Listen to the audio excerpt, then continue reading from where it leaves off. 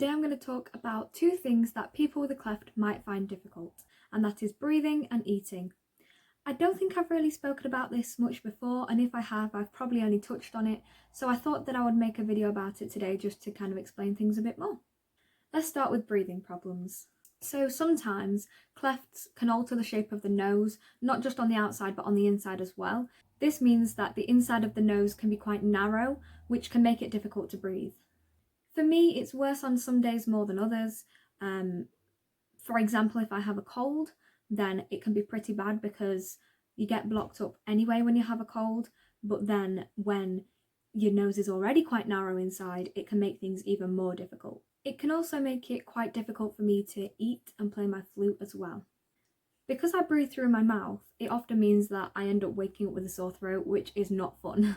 As well as breathing difficulties, clefts can also cause problems with eating too.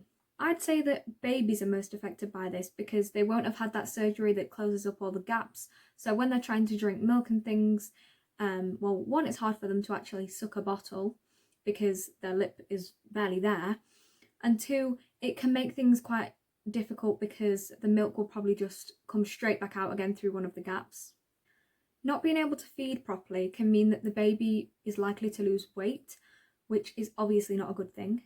But thankfully, you can get these special bottles that can be squeezed so the baby doesn't really have to try and suck much.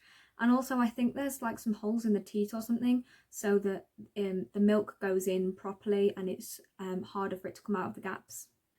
I still find eating a bit difficult now because obviously when you're eating, you know, the polite thing to do is to keep your mouth closed. But I find this difficult because then you have to breathe through your nose, and that's something that I can't really do very well. So I often end up eating with my mouth open, and this can be quite embarrassing because obviously it's hard to explain to people why I have to do it.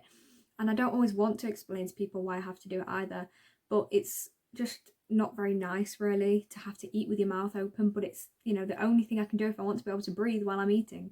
I can breathe through my nose a little bit. I think this side's probably better at it than this side. This side is almost completely closed, and this side can breathe like okay. So it's not that I can't breathe out of it at all, it's just that it's quite difficult and it's much easier for me to breathe out of my mouth. I hope you've been able to learn something from this and also see that you're not alone if you face the same struggles. It was just a quick little video just to kind of explain these things because, as I said, I'm not sure I've really mentioned them before, and I feel like it's not something that people would automatically think is going to be a problem if you have a cleft. You know, people think that, oh, when it's all sewn up and you've had the surgery, it's fine. It's kind of not. I've had 6 cleft surgeries and I still can't really breathe out my nose very well. Anyway, I hope you enjoyed it. Thank you so much for watching. Bye!